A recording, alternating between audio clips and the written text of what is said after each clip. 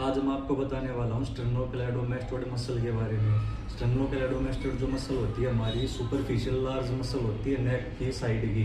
इसका जो ओरिजिन होता है वो कहाँ से होता है, इसके बेसिकली दो हेड होते हैं। एक तो होता है इसका स्टर्नल हेड, दूसरा होता है इसका क्लेविकुलर हेड। तो इसका जो स्टर्नल हेड होता है वो होता है हमारा टेंडिनस, और जो क्लेविकुलर हेड होता है वो होता है इसका मस्कुलो टेंडिनस हेड।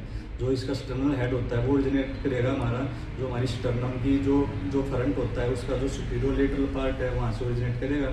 और जो इसका क्लेविकुलर पार्ट है वो करेगा हमारा जो सुपीरियर सरफेस होता है क्लेविकल का, उसका जो मीडियल 1/3 है वहाँ से ओरिजिनेट करेगा। दोनों जो जाके जो मिड होता है हमारी गर्दन का, उसका नेक का, उसका उसके बिलो जो दोनों आपस में ब्लेंड करेंगे। वो इंसर्ट कहाँ पे करेंगी, इसका जो थिक जो पार्ट होता है वो तो इंसर्ट करता है। इसका जो मैस्टोइड जो प्रोसेस होती है हमारी मैस्टोइड प्रोसेस के का जो लेटरल सरफेस है वहाँ पे इंसर्ट करेगा। और जो इसका जो एक थिन एपोन्यूरोसिस पार्ट जो होता है वो इसका इंसर्ट करेगा हमारी जो ऑक्सीपिटल बोन की जो सुपीरियर नुक्कल लाइन होती है, ये होती है जो इसका जो लेटरल पार्ट होता है वहाँ पे इंसर्ट करेगा। उसके बाद आगे इसकी नर्व सप्लाई, इसकी जो नर्व सप्लाई होगी वो है जो हमारी 11th कैरेनियल नर्व होती है, एक्सेसरी नर्व, उसका जो स्पाइनल पार्ट है वो उसको नर्व सप्लाई प्रोवाइड करेगा।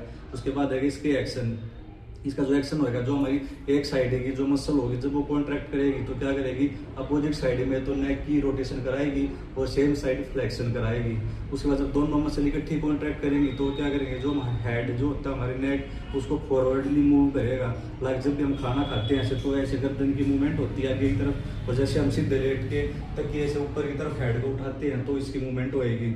और उसके बाद आगे ये जो है हमारी जो फोर्स्ड इंस्पिरेशन में हेल्प करता है। जैसे जब भी हम सांस लेते हैं तो हमारी क्लेविकल और जो हमारे स्टर्नल जो होती है स्टर्नल उसको जो है एलिवेट करने में हेल्प करती है।